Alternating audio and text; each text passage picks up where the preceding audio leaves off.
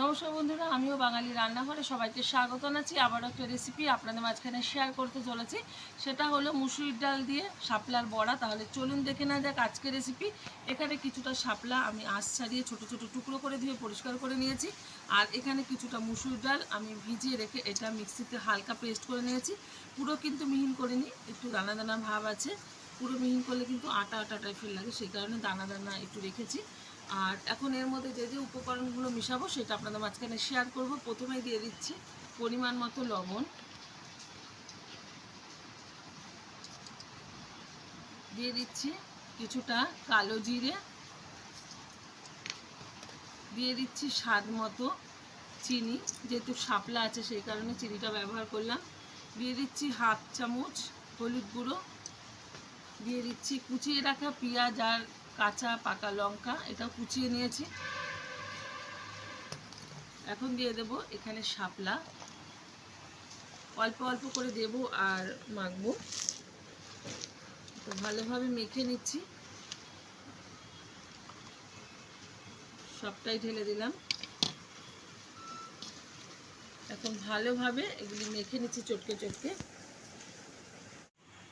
ভালোভাবে কিন্তু মেখে নিয়েছি, আর এটা আমি 5 মিনিট মতো সাইডে রেখে দেব।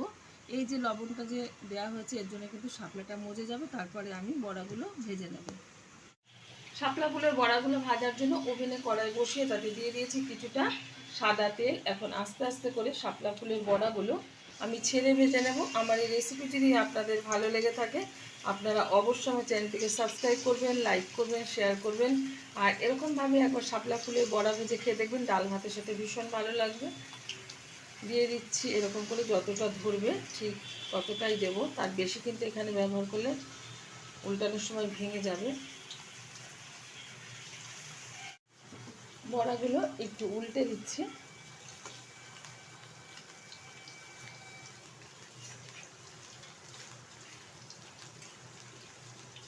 খুব সুন্দরভাবে কিন্তু উল্টো পিঠটা ভাজা হয়ে গেছে। যে পিঠটা উল্টে দিচ্ছি সেমভাবেই এরকমভাবে ভেজে নেব। আর যেগুলো ভাজতে বাকি আছে এরকম কড়াইয়ের মধ্যে দিয়ে সেমভাবেই ভেজে নেব। এবার একটু উল্টে পাল্টে ভালোভাবে ভেজে নিচ্ছি। বড়াগুলো কিন্তু উল্টে পাল্টে ভালোভাবে ভেজে নিয়েছি একটু সময় নিয়ে, নাহলে কিন্তু উপরটা লাল হয়ে গেলে ভিতরটা কাঁচা থেকে যেত। তো হালকা আছে, এটা সময় নিয়ে ভেজে নিয়েছি। আর এখানে যেহেতু আমি ডাল ব্যবহার করেছি মুসুর ডাল, আপনারা এখানে বেসনও ব্যবহার করতে পারেন। তো বড়াগুলো হয়ে গেছে, তুলে নিচ্ছি একটা পাত্রে। দেখা হবে পরের ভিডিওতে নতুন কোনো রেসিপি নিয়ে। ধন্যবাদ।